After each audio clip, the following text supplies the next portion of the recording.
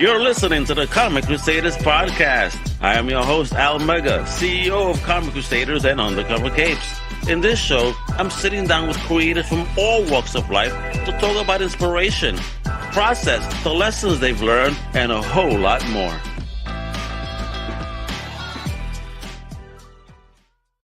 What up, everybody? Welcome to a brand new Comic Crusaders podcast. I'm your boy, Al Mega. Thank you one and all for tuning in today. Today we have an amazing creator. She has been killing it. She is the creator of the steampunk supernatural graphic novel and prose series called Boston Metaphysical Society. She has run 9 successful crowdfunding campaigns. She published a book called Kickstarter for the Independent Creator. She has a brand new campaign within the Boston Metaphysical Society is popping. She is the legend. Let me introduce the one, the only Madeleine Holly-Rosing. Hey, what up, Mom? Hey. How you doing? Hey, thank you so much for having me on the show. I didn't realize I was a legend. Yeah, you are a legend. I mean, you got it. You got 9 wins in that, in that crowdfunding arena. Be proud. That's MMA of crowdfunding, and you got 9 wins under your belt, girl. You better be proud of that. No, I am very proud of that. That's a lot of hard work you're looking at there. It is. That's why I gotta shout that out, because again, it's not easy for you to reach that. That's amazing. I want to learn. I'm sure everybody else wants to learn how you've done this and your blueprint, if you will, the Madeleine print. So let's talk a little bit about yourself before we get into all of that. So Talk to me about you, like where you originally from, where you grew up at. I'm originally from Southern California. We bounced around a little bit between Los Angeles and the desert, and then back to LA. And I did end up leaving California for a while. I went to graduate school in New York and stayed on after I graduated. Worked there for a while. And then eventually came back to California, where I live in Los Angeles with my husband and 2 rescue dogs. Oh, awesome. Check your awesome job there with the rescue dogs. I love it. Person after my heart there.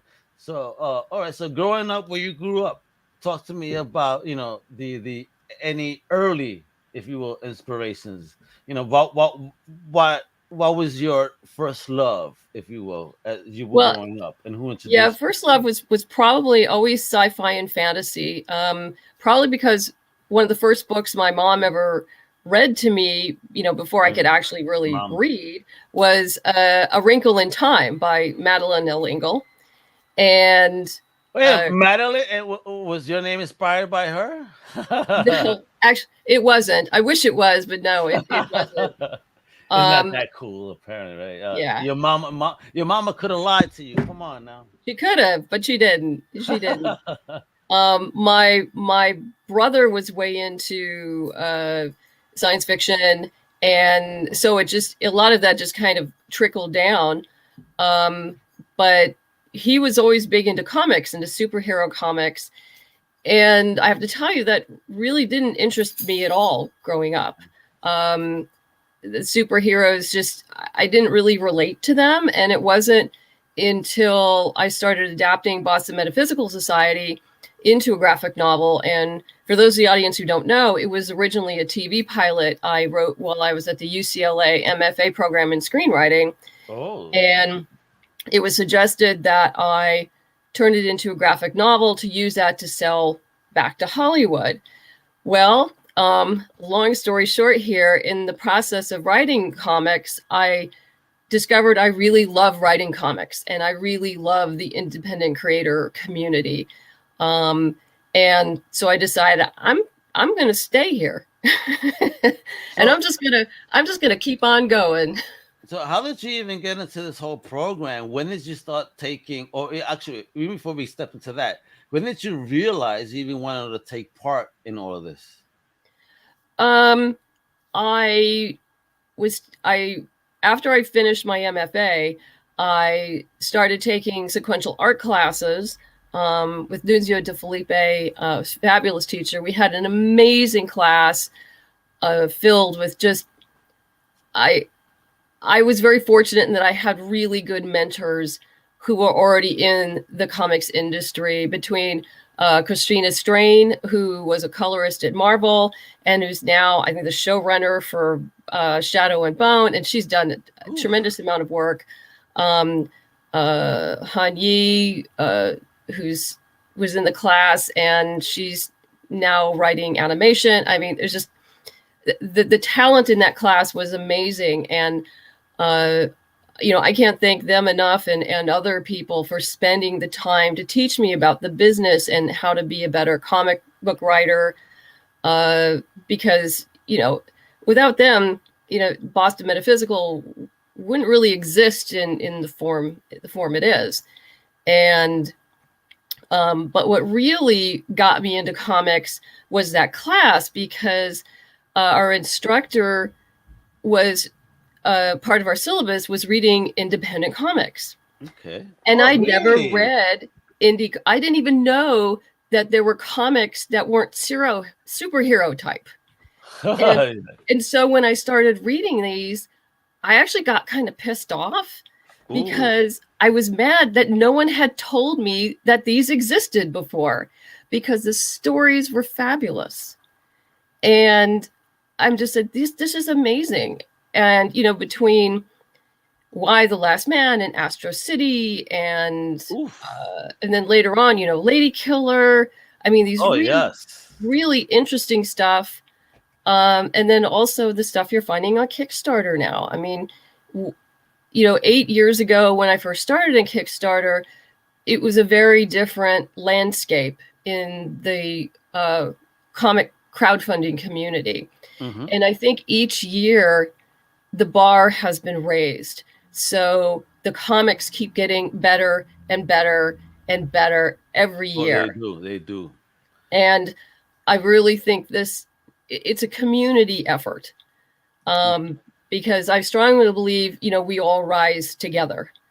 And by helping each other, I've friends, even before I got picked up by SourcePoint, I had friends who were actually already at SourcePoint, who were, beta reading my work and giving me notes, and until, finally Bob Sally, who is at SourcePoint, and I think Scout Comics now as well, basically, messaged me and said, you have to be part of the team. You have to join SourcePoint. Go talk to Travis and McIntyre, who was the editor-in-chief at the time. And I actually knew Travis. I mean, this was a long time building relationship. When, SourcePoint, when I first met them, it was this tiny, small press that was focusing on horror primarily.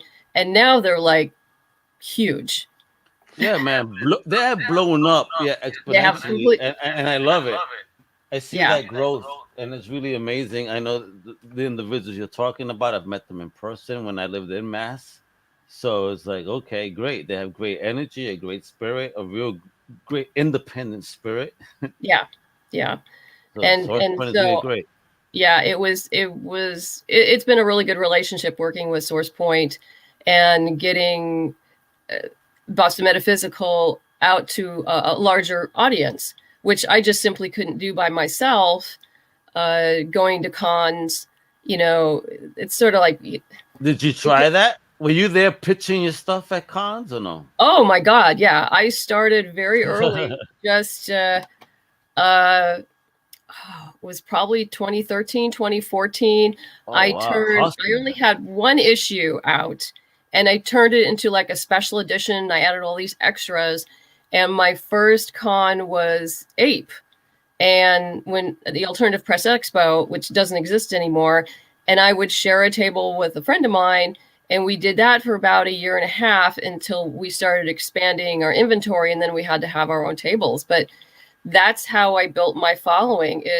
I went to every little tiny con that I could drive to, and just slowly built, my email list and fan base. And, what you see now is a culmination of 8 to 9 years of just grunt work. Yo, let me tell you, man, and not for that, but let me give a shout out to the ladies like yourself, because I've spoken to a lot of creators, and on the average, it's mostly the ladies that say, "I'm going to the shops, meeting the owners with my book. I'm going to the cons with my book, meeting the people, and just here, here, here." I Yeah. mean, I hear a lot of the dudes saying, "Yeah, yo, I like email everybody I can." You hear that? Email versus I am meeting and walking to these places. That's the difference. And y'all hustle is crazy. I respect that. Good stuff, yo. That's a crazy hustle. So how did you feel when you finally landed that opportunity though? How did that feel like when you yes, I want to work with you? Um, no, it was pretty, it was great. There was a lot of fits and starts in the beginning with local comic book dealers because, some shops just really their customers want the superhero stuff, and that's totally fair. If that's what you like, that's what you like. Um, Others were more open to, indie fare, and a big shout out to House of Secrets over here in Burbank. They were one of the first Ooh, to carry it when it was just me. It was before Source Point. It was just little old me, love it, yo. That's and and real also uh, people. and also Collector's Paradise um, in Pasadena. But Excellent. yeah, because of Source Point, we were able to reach out to many more, and even the first issue, when it hit the previews, I was on the phone to comic book retailers around the country, pitching the comic, and obviously trying to get them to pre-order it. And that's just a lot of time, and cold calling, and Oof. but that's what you have to do. Oof, oof, oof. So, as you're creating the comic, doing your hustle, did you have a tribe, or was really just a dolo mission? Did you have anyone around you that really did guide you? Like, okay, this is how you create a comic book, right? Because you never did one before, I would suppose, or did you have a kind of an idea of how to create one? Well, fortunately, the class I took at UCLA did teach me how to do that, Ooh, and dope. um, and the people within it educated me. And I was also very fortunate, right at the beginning, to get Emily Hugh was my original artist, and I got her right out of school. Troy Pateri he's an amazing letterer, and I also met him through Christina Strain, Oh, nice. and he's amazing. I actually try to have an all female team, Okay. but Troy's been with me since the beginning, and I hope he's with me forever. It's okay if you're a dude. You got skills, you know? Yeah, definitely. And Yeah. definitely does a great job with the book. So for people that don't know, let them know what is Boston Metaphysical Society. Well, the basic storyline is about an ex-Pinkerton detective, a spirit photographer, and a genius scientist who battles supernatural forces in late 1800s Boston. We started with a six-issue miniseries with art by Emily Hugh. And when that was completed, I did a series of 4 standalone sequels: uh, The Scourge of the Mechanical Men, Spirit of Rebellion, Ghosts and Demons, and the last one was The Book of Demons. The artist on that and colorist was Gwen Tavares, who, as you have the background of the cover for Book of Demons that she did. Uh, Both women were just spectacular and wonderful to work with. How do you find And this talent? Jeez. 'Cause I um, mean, you get some great people with great skills on your books. I mean, how do you find this, and how do you even gauge the talent? I mean, do you have a kind of like a gauge of what you're really looking for? yeah, it's almost like an instinct with me of what I want it to look like. Um, and I hired Emily to do 2 audition pages, and she nailed it. And so, God bless her, she was with me for all 6 issues, and she got it done. That's a lot of work. She's moved on to bigger and better, which is wonderful. And then by that time, I was pretty well entrenched in the independent creator community. So I sent out word that I was looking for a new artist. And another friend of mine through steampunk world came to me and said, have you seen Gwen Tavares? Because she did some other work for us. And I said, no, but I'll go look her up and take a look at her portfolio. And in the meantime, he had contacted her. So she contacted me, and I had her do some character sketches of the 2 main characters for Scourge of the Mechanical Men, which was Tesla and Granville Woods. And she knocked it out of the park. And I just said, okay, you're hired. Wonderful. I love it. Love it. So You said steampunk, though. I want to know, are you a person that cosplays in steampunk yourself? I mean, what is it about steampunk that this, inspired you so much to do this book? It's really my love of, science fiction and history. I am not a good cosplayer at all. You and me both. I love the steampunk community tremendously, but I am like the worst dresser in the world. I mean, for me, it's like, oh, goody, I'm wearing a blue T-shirt today instead of a white one. So this means how special you are, Al. If you don't, I'm wearing color for you. I wore a color for you. That's thank you. I'm honored. Thank you so much. Yeah, I'm horrible at all of that because I think I'd rather spend my energy in creating the worlds and writing than worrying about the whole costume stuff. I let people who are much better at that do that, and I admire. Oh my God, I admire the artistry that goes into many of the steampunk fashion and cosplay. I've seen it. My God, and it's gorgeous. That I will ignore a comic book cosplayer any day when I see a steampunk because it's so unique. The whole style. It's like that. It's retro. It's modern. It's Gotham. What the hell is going on here? Yeah, it's not so much the aesthetic that got me into it, but creating the worlds. I dig it. And where do you dive into then? When you get into that creative zone of yours, getting into this whole steampunk, zone, like where are you digging from? Like, and how did you get into that zone? I'm not even sure I can answer that because it's so automatic at this point. And I've been living with this world now for probably 10 years, a good 10 years. So it's so ingrained in my psyche that, and I know these characters really well. And this is a huge world. This is a very big world.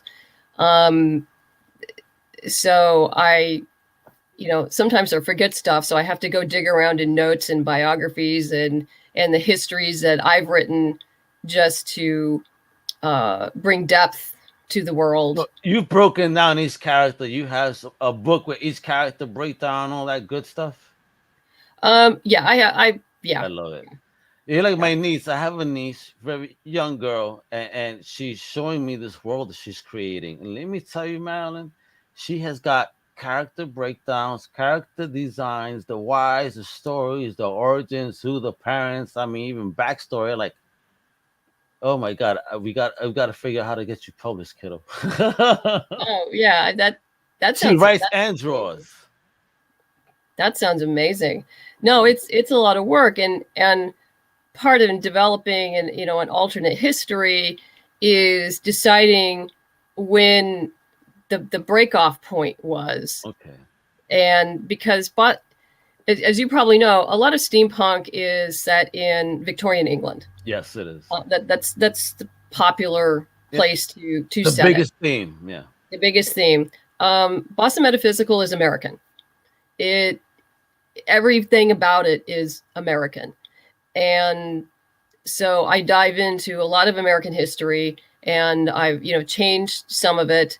The split off in Boston Metaphysical starts after the War of 1812 with the British, which, by the way, we actually lost, but none of our history books will say that. Of course not, because overall that was the battle we lost, but overall the victors, right? Rewrite history.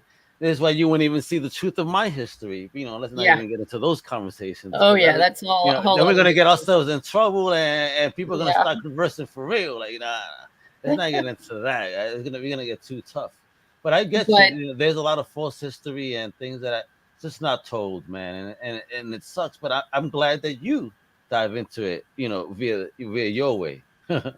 yeah, and there's other things that are coming in the future. Like, I just started writing the next series.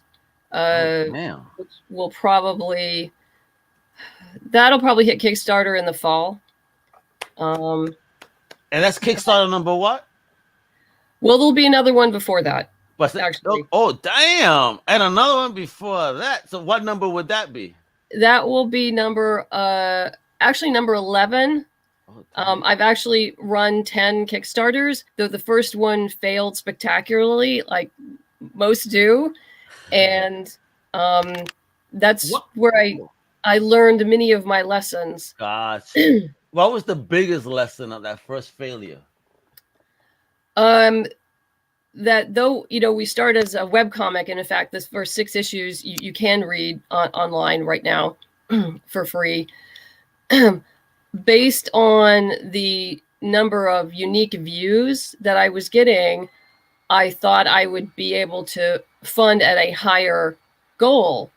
And I realized that even if, say, 5% of the number of people who were viewing it contributed just, a basic amount, that would have gotten us halfway there to our goal. And just from what little data that I remember now that I was able to glean, it was like less than 0.5%. Oh my gosh. So one of the things I did learn is the people who buy from you at cons will come over and buy from you on Kickstarter. Yeah. How did you learn that lesson? By putting together email lists and discovering that the people who were buying at me from cons were then coming in. You were analyzing, like, oh man. Yeah, you look at the data, you look at who's coming back. And also a number of these Kickstarter backers over the years have become friends. So I know them personally. We have dinner. I mean, well, not in a while, but I hear. You can eat dinners like the Impractical Jokers were having for a while, right over the camera. Hey, what are you eating tonight, bro? Yeah. But it's just certain things you learn, and then Kickstarter also grew as well. Kickstarter matured over the years, and I do have to give a shout out to like Russell Nolte and Tyler James, who also do Kickstarter classes. Comics Tribe, that big homie. Yeah, I mean, Tyler, I always learn something new from Tyler. Tyler's the man. He's and I love that he shares that knowledge like that. Again, so I want to pick your brain, because you got those 9 successful. You got another one popping. I mean, murdering it. So, how did you figure out? I mean, other than just the email, is there a master plan on that success? Was there any different marketing that you did on top of just looking at the email list and seeing that? Like, what did you change, if anything, to try? Between the first and the second one? Yeah. Well, the first Kickstarter that I ever ran, we had 3 issues of the 6-issue miniseries done. And so we were looking to fund production for the last 3 issues and put it together in a trade. And so that was about $25,000, which is actually what it would have cost, back then. Okay. And we got over $7,000 and over 200 backers. And so when I say my husband, because he has to deal with me when I run a Kickstarter. So, so we said, okay, for a comic that no one has ever heard of before, we have 200 backers, over $7,000. That's not bad, actually. That's not bad. We can do something with that. And so what we did is we broke it up into the issues, into discrete parts. So we said, okay, let's just do, for $3,000, a print run of issue 3. And then one of the stretch goals was to print issue 4, which we actually made. And we made over 7,000, if I recall. I think we made 8,000 something. And so from that, we were able to build, but we understood, like, okay, we're kind of new. People aren't sure of who we are yet. That's fine. Once they realize that, we deliver and we're going to be consistent, things will improve over time. And that's exactly what happened is nice. You keep, if there's any delays, you just let people know, and keep delivering on what you promise. So how much time in the day does a Kickstarter project take? At least for you, when you start, getting fully acclimated when it's live, like how much time does it take on a day, with communication and anything else that's involved in that? It depends on where you are in the campaign. I start revving up for a campaign like 3 months ahead of time. Ooh, nice. And just by letting people know, okay, like I can tell you right now, in April, we're going to be running a Kickstarter to produce a trade paperback of all 4 sequels. Plus plus a 10-page story that will only be in that trade. So a brand new story on top of getting the sequels. Correct. Oh, damn! You know how to sell, girl. Jesus Christ! And I'm very happy to say that Roberta in Granada is doing the art for that 10-page story. How did you get her? Get out? How? Oh man, I know that name. I love. I see all over. She's marvelous. All over the place. Oh yeah, she's an absolute joy to work with. Well, I started small, and a year or so ago, I approached her about just doing a pinup, for one of my Kickstarters, and she did a beautiful job. And I paid her on time, which is, by the way, that's a big clue. Pay your artist on time. They'll love you if you do that. Yeah, it's not that tough. No argument. It's like, this is a marvelous job. Here's your money.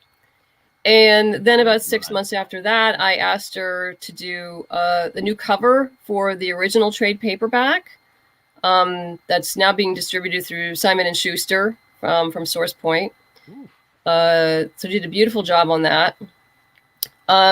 So that leads up to, a little 10-pager. So let's see how we work together with the little 10-pager.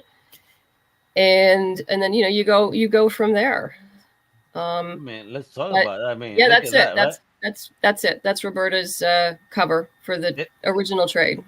Isn't that dope, people? I mean, look at that artwork. Oh my! I mean, how much direction did you have to give her, or none at all? Just say do something. I'm actually rather specific. Oh, I love it. Yeah. Hey, listen, you have a vision, homie. So talk about it. I mean, I give all my artists basic parameters, and I really try hard not to micromanage them because I do want them to be artists. That's why I'm hiring them. Yeah. Sometimes I have to micromanage just because there's certain elements that say need to be in a panel to move the story along, and maybe they've missed it. It happens. People are human. And even, working with Gwen, I'll go like, okay, don't forget to put the knife on the table there, because the knife shows up later. She goes, oh my God, I forgot the knife. And, it's just, yeah, because there's so much. This cover too. This is the OG cover, right? That is Gwen Tavares. And that was our last sequel. Okay. And look at that. I mean, sexy. But what is this? Oh, yeah. Oh, okay. What is this, yo? I mean, an audio drama? What is going on here, Madeleine? What are you teasing me with here? Well, a few years ago, I did have a friend suggest that Boston Metaphysical would do well as an audio drama, and I agreed with him, but I really didn't have I had no idea how to start that. So I just kind of let that go for a few years. And then I met Eddie Louise and her husband, Chet Michael, at some steampunk conventions. And they are the writers and they're the co-creators, producers of a steampunk audio drama called Sage and Savant that was on for 4 years. It's really marvelous. For if you have not heard it, it's so much fun. And there's also books that go along with it that Eddie Louise is writing. And so she and I hung out at the Nebula conference. This is all pre-pandemic. And she said, you need to do this. You need to turn this into an audio drama. And I said, well, I'll only do this if you and Chip come on board, because I don't know where to start. and honesty, so yeah. They said, yeah, we'll do that. So wow. They are my official production team. Eddie Louise is my script editor. I went and researched how to write audio drama scripts, and then she went through it and helped me make it better. Chip was amazing. He is not only our audio engineer, but our director and our composer. So he wears so many hats. But I'm also the producer and the executive producer. Wow. Of it. And for those who think producing is glamorous, I can tell you right now, no. No, that's what I'm saying. People have such visions of grandeur, right? They're like, yo, when you're like this, you're doing this and that, looking all fancy. Like, hell no. Do you know how stressful this shit is? Yeah. So, I handled the casting, and I narrowed them down to like our top 3 or top 5. And then Eddie Louise would go listen to the reels, and we would talk about them and come down, till we got to our finalists and eventually started casting.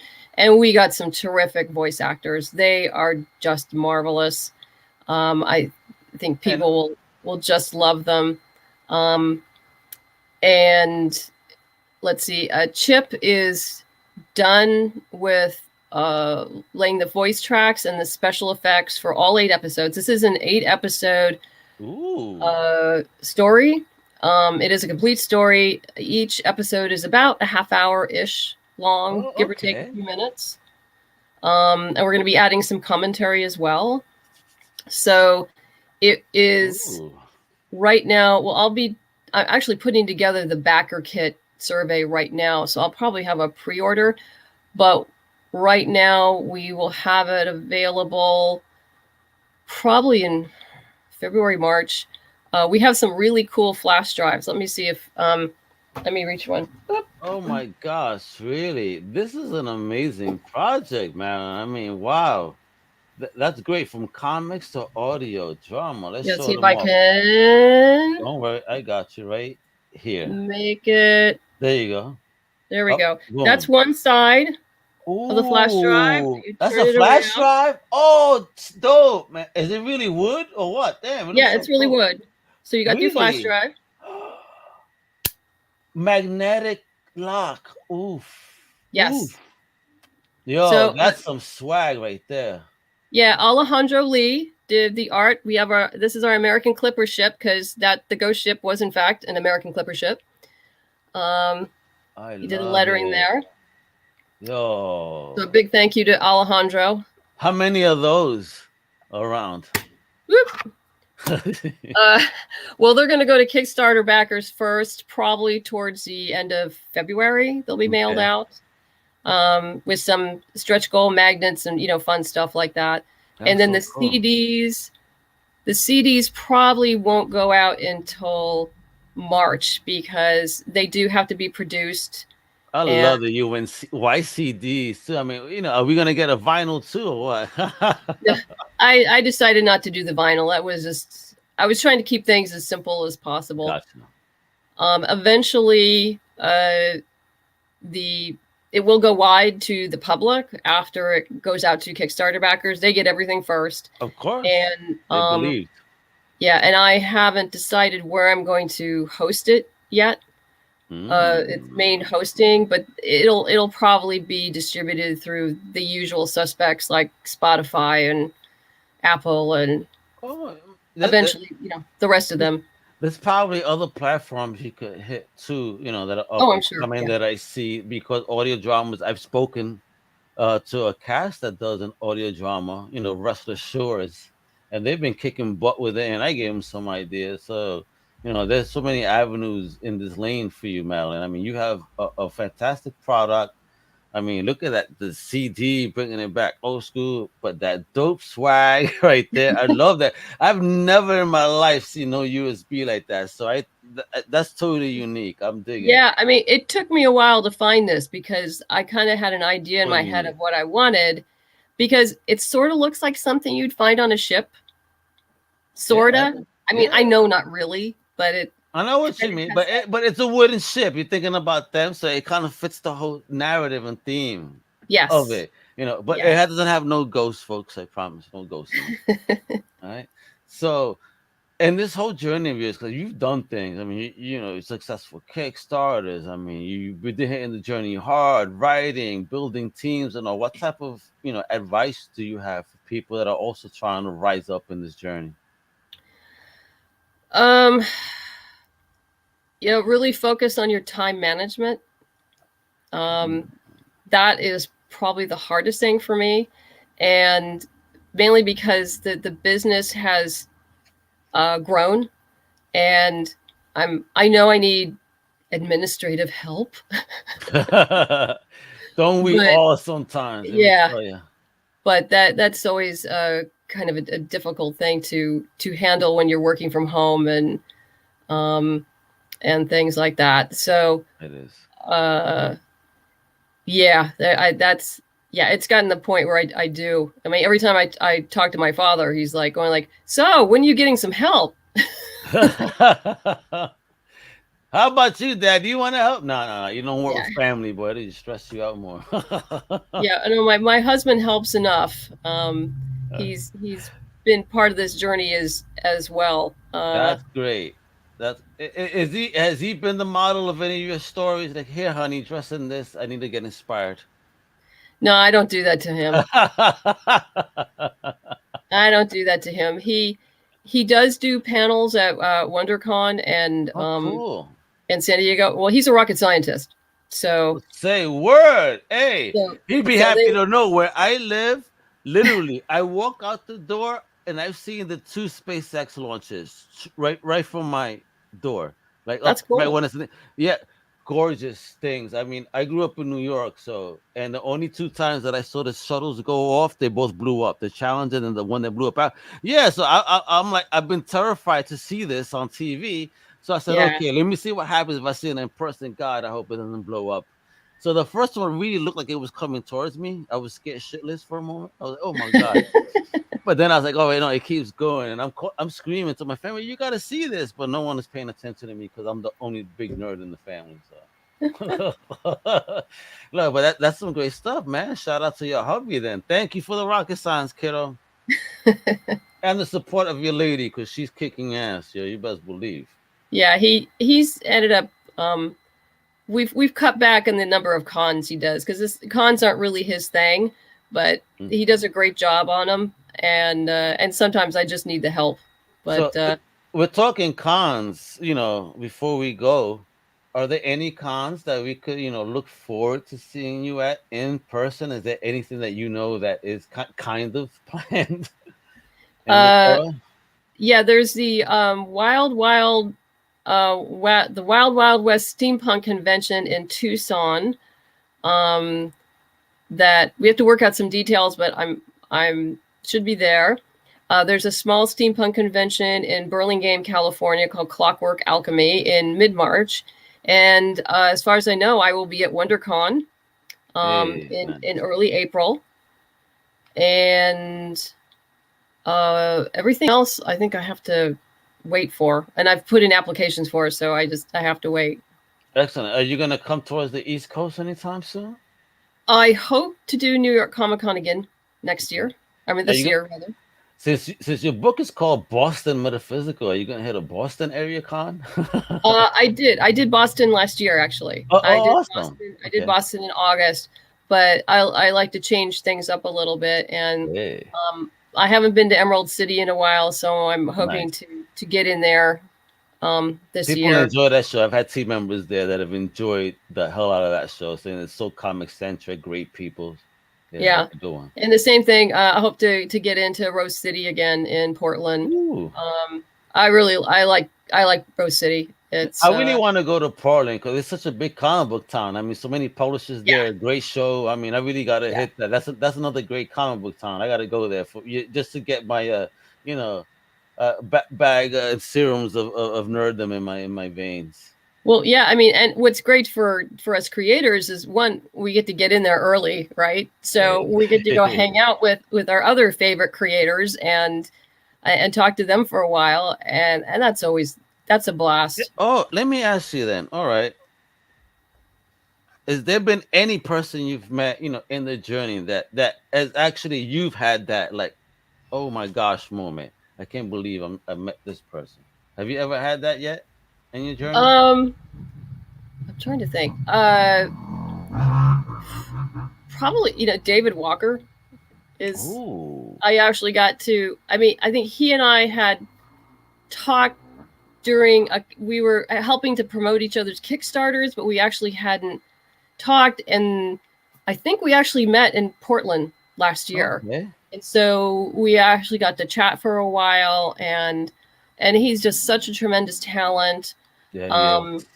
And then I was extra thrilled with the Black Panther book he did, the graphic novel, because the artist, Kwame Marcus Anderson, he was one of my very first Twitter followers, like early on. Oh, say words, check that out. He and I would always like chat and, retweet, and, he's like one of your, what you call your Twitter buddies, right? Yeah. And also a marvelous talent, and I saw him improve over the years.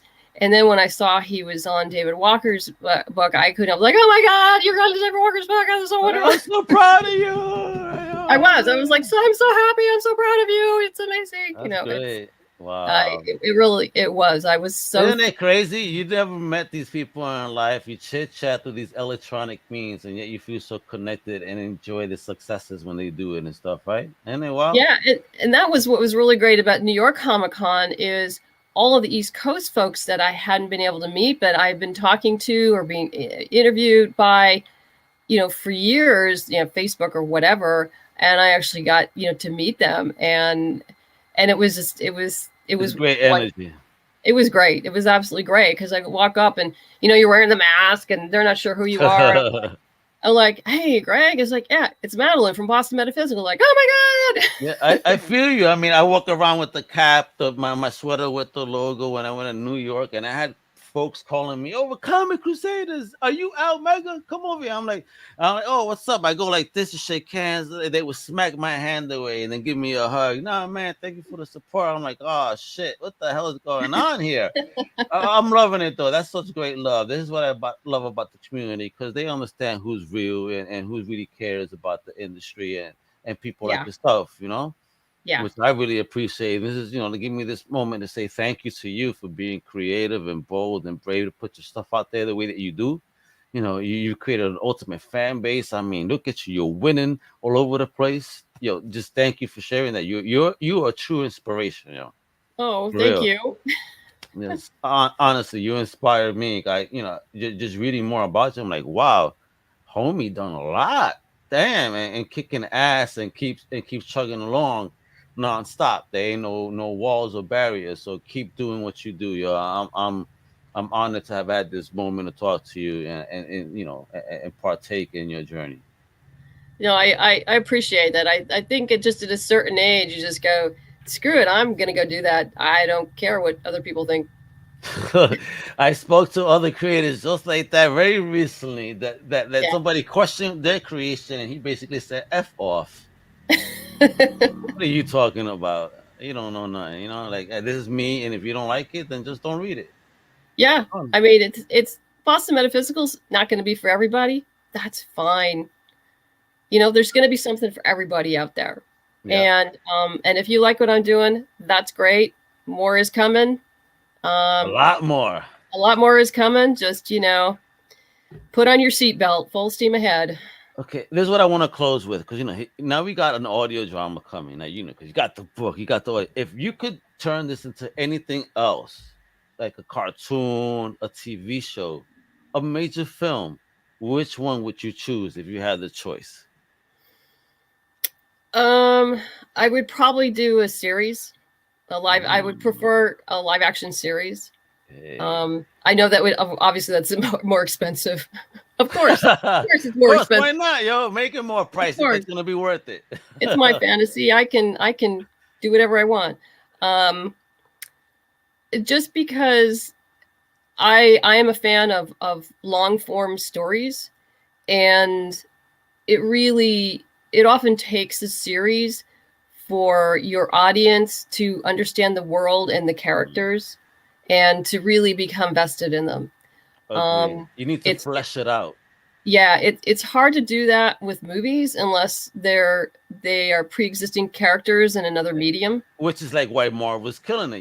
These characters, Yeah, you already know them. But also I think, a series does justice to a story. And whether it be live action or animation, and either one is actually fine by me. It would be fun. It just allows the creators to add more depth to the world. Gotcha. I love it. You hear this lady? She's awesome. So please, I've been showing this off nonstop. All right. So please support this amazing project. Check out BostonMetaphysicalSociety.com. Now there can we get the last books in the series, or what? What's popping on the website? Yes. You can either get them through me or through SourcePoint Press. Okay. SourcePoint has everything as well. So yeah, they either one. And there's links either through my website, either through SourcePoint or to my web store. The difference being is if you get it directly through me, it actually comes signed. Of course. You're not going to sign all those books for those thousands of books. Hell no. Right? That's too crazy. Also, they're in Michigan. Their warehouse is in Michigan. So that's a little tough for me to do. I hear you. They better fly you out there, round trip, first class. Come on now. Give you a gold pen, gold ink. But yeah, no, whatever is easy. There's digital is available as well through Amazon and through Drive-Thru Comics. Though I don't think the latest sequel, The Book of Demons, is on Drive-Thru yet. I know it will be, but I just don't think it's gotten I love up there. how you say Amazon, no longer Comixology, since Comixology is now saying goodbye. Right? Yes. Oh, it was a nice ride, Comixology. Thank you. Yeah, it was. Right? But you got to visit Madeleine Social right here. You got it on Facebook, Boston Metaphysical Society Comic on Facebook, right? You got Twitter at the letter M, Holly-Rosing. That's Rosing, ROSING. And then at Instagram at MC Holly. Again, Holly, HOLLY number 1 on Instagram. Follow, keep up to date, support this amazing lady and these amazing projects that she's keeping us thoroughly entertained with. This is top-notch comic books, folks, all right? Then you got that audio drama, yo. I can't wait till the CD drops and I start hearing what's popping here, yo. Getting hooked. You're hooking me like a fish, Madeleine. Jeez. You've done your job here. I love it. I can't wait. So thank you for your time. I truly appreciate it. Everybody, thanks for tuning in. I appreciate it. Yo, I'll share all the links. Make sure to click away. Support everything Madeleine doing. And of course, support everything we do. Outro tells you what to do. Hasta la próxima, mi gente. Bye. Thank you for listening to the Comic Crusaders Podcast. If you like the content, please subscribe and turn on notifications. Also, please visit comiccrusaders.shop and our extended podcast family over at undercovercapes.com. And also, make sure to download the Comic Crusaders app on the Google Play Store today.